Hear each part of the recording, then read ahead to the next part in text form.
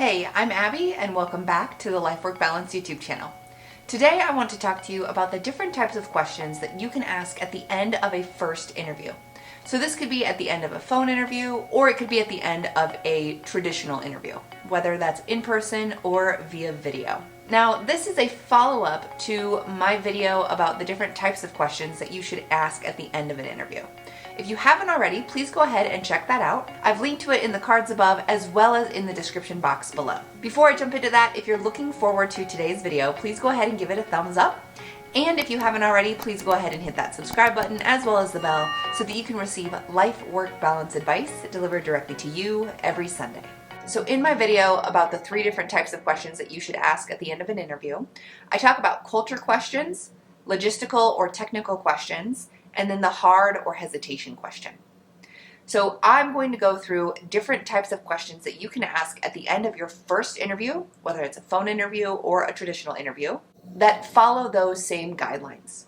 So first, the different types of questions that you can ask at the end of an interview that are relevant to the culture of the organization or the culture of the team that you would be applying to work on. The reasons why you would want to ask these types of questions at the end of a first interview is because you want to know if this type of culture is going to be a good fit for you. It's easy to forget that interviews go both ways. Not only are the interviewers interviewing you for the position, but you're also interviewing them for the position. You want to make sure that after an interview, you're leaving with enough information so that you can make a decision about if you would want to accept that position or not. So it's important for you to determine if the culture will be a good fit for you. Here are a few different types of questions that you could ask to help you figure out if the culture will be a good fit for you. And these questions are good for a first interview because they're not too deep, but they're deep enough that they'll get the interviewers talking and they'll give you a good idea of what the culture will be like for you.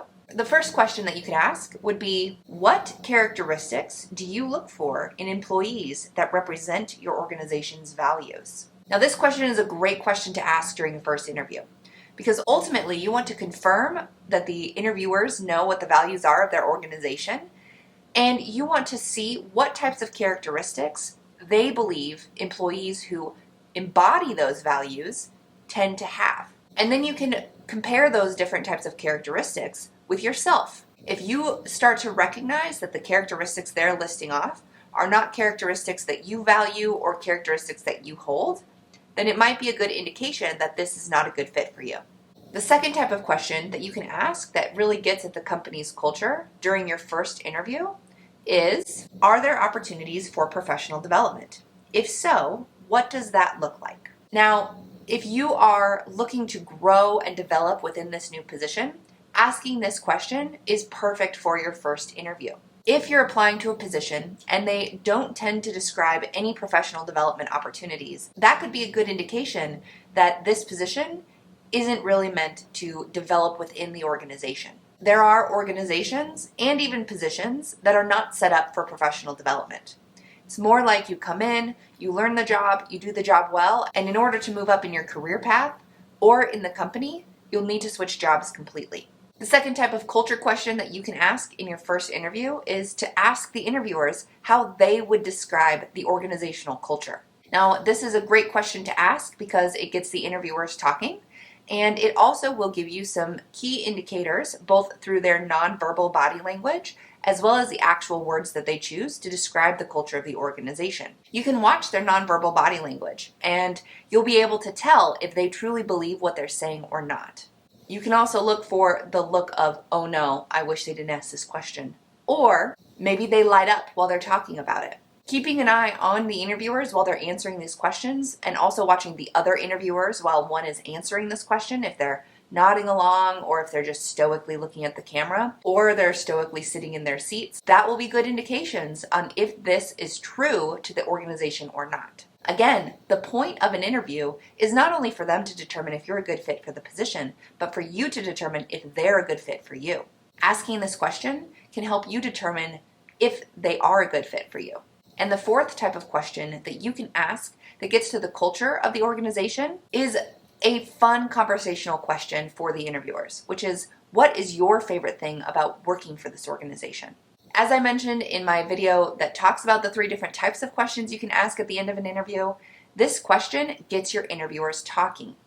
Interviewers who spend more time talking during an interview tend to feel better about how the interview goes. So if you can ask them a question that gives them the opportunity to talk about themselves and to talk about the organization, they will likely feel like the interview went better than if they don't do much more talking.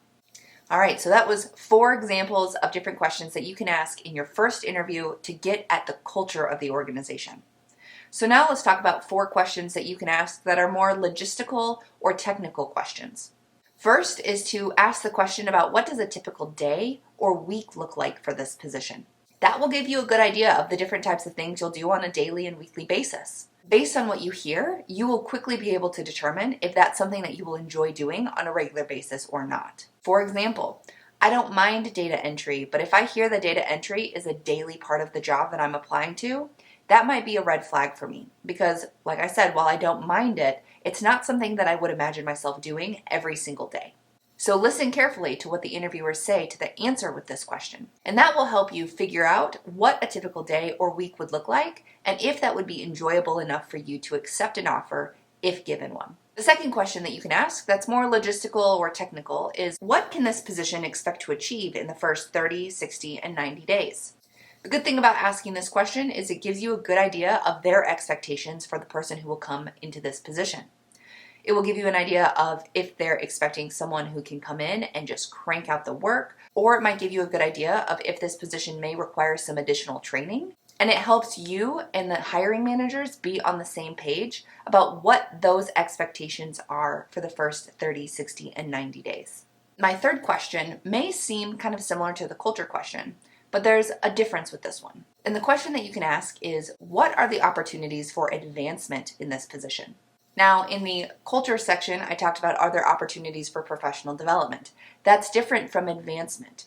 Professional development may give you the opportunity to attend trainings, conferences, to maybe expand your skill set, but opportunities for advancement are specifically getting at the career ladder within this position as well as within the organization. This is more of a logistical and technical question because if there are steps built into this position, then you might be able to know that within your first year you'll go from step 1 to step 2. Or if this position is designed to set you up for managerial or supervisory duties. If you're not looking for managerial or supervisory duties, then you would want to be aware of what that type of advancement looks like. If advancement within your organization is important to you and they indicate that there's not much room for advancement, then that could be a warning signal that this isn't a long-term position for you. While it might be a good fit in the short term for the next year to 3 years, you may have to start the job search process if you're looking to advance in your career and this particular position doesn't allow for that.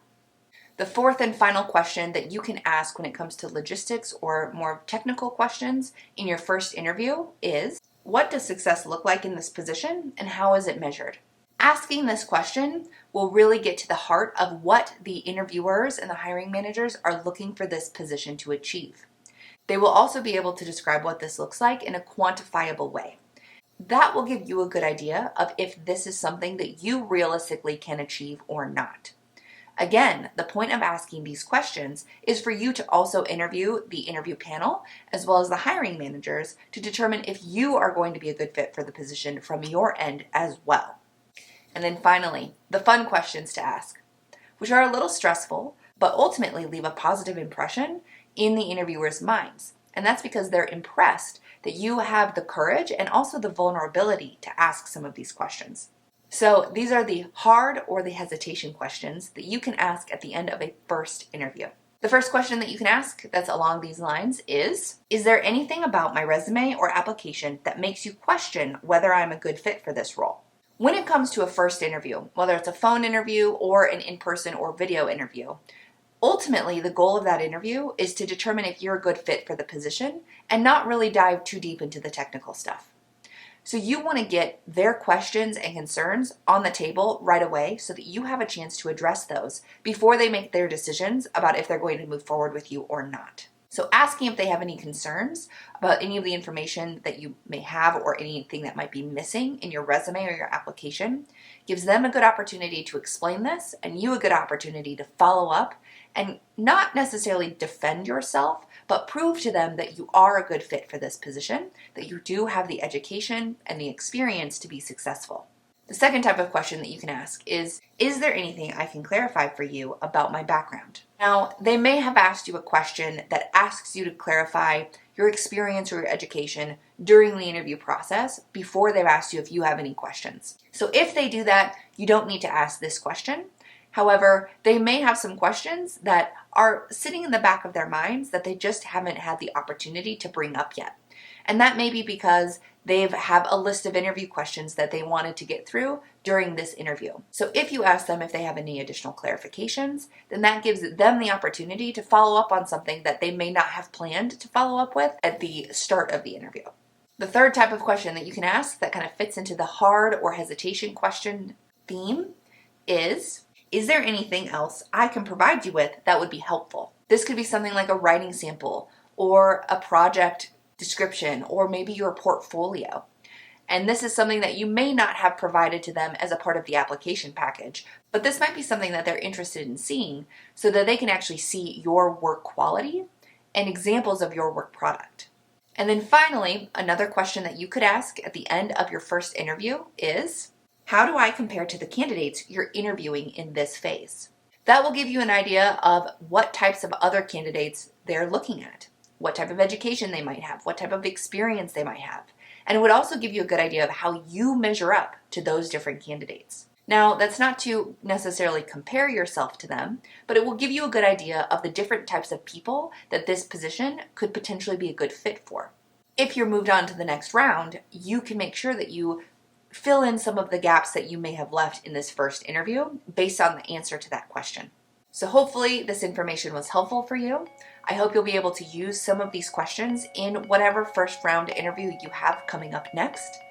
If you have any questions, thoughts, ideas, or comments, please put them in the comments box below, as I love reading through all of your comments.